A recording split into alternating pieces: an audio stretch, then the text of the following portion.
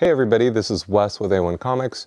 We're starting a new series that's going to be weekly called This Week in Comics. We're going to do a bird's eye view of the industry. We're going to look at new comic books coming out this week. We're also going to look at what's going on briefly with the back issue market and just industry news in general. So hoping this is going to be a fun series that you're going to be able to get some useful information from and help make the hobby accessible to you guys. So anyways, without further ado, we're going to go ahead and start to get into the news. The comic book back issue market has continued to be extremely healthy on the heels of the pandemic. We've seen unprecedented gains in blue chip books, as well as some keys that have only recently become popular. We've seen books that have, in the last 6 months, doubled or tripled in value. Books such as Giant Size X-Men #1, Hulk 181, Ultimate Fallout #4 for Miles Morales, and a lot of other similar books. We've also seen a lot of books that have benefited from option news, such as Something Killing the Children, Sweet Tooth, and other independent titles. I would highly recommend looking at image #1s or independent #1s because they often get looked at for being optioned for TV shows and other properties. So with that being said, it's better to buy before those books become announced as a title because then you're chasing a book that's already exploding. So that's a good way to look at those books. As far as the blue chip books, it's hard to really go wrong. You should buy what you like, but a lot of the tried and true Amazing Spider-Man books, X-Men books, they're really only showing signs of going up, no signs of slowing down. A good example is we haven't seen any news as far as X-Men in the MCU, yet X-Men books have hit astronomical heights, and who knows where that's going to go once we actually get mutants in the MCU. So, yes, the prices are high on those books. Have we seen their ceiling? I don't think so. And as far as the back issue market in general,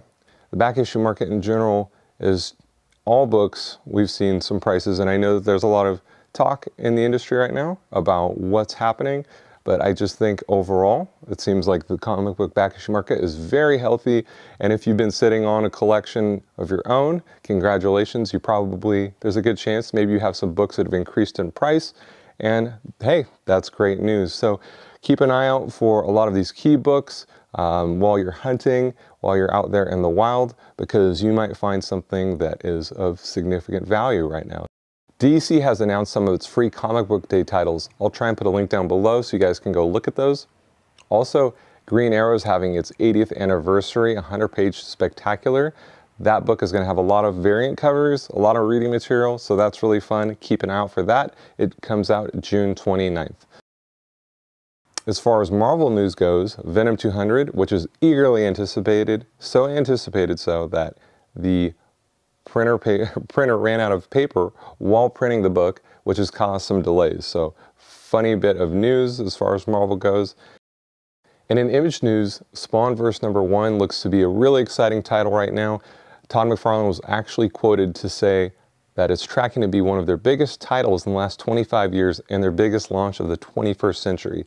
So that's huge if you're a Spawn fan. So definitely keep an eye out for Spawnverse #1. Really exciting stuff. Excited for that book. Here's some titles to look out for this week.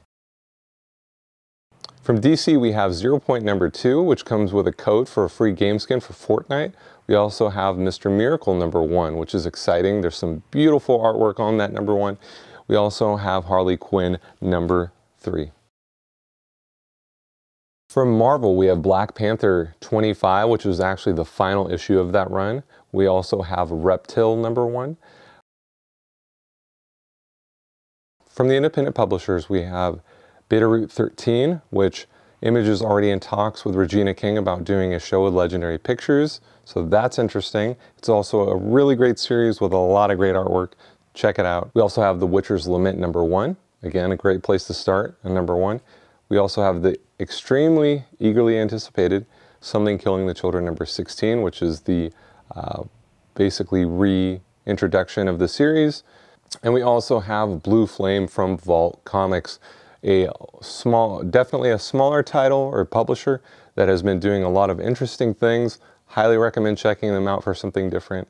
So that ties up this week as far as news, issues to look out for, and all that good stuff. We will definitely be back next Tuesday with a similar video. Hopefully you guys enjoyed this. If you guys can drop a comment or a like and a comment, please let us know any information you would like to see in further videos. More than happy to accommodate. Hopefully you guys have a great week and are enjoying comic books to their fullest. So thank you guys. Wes with A1 signing off.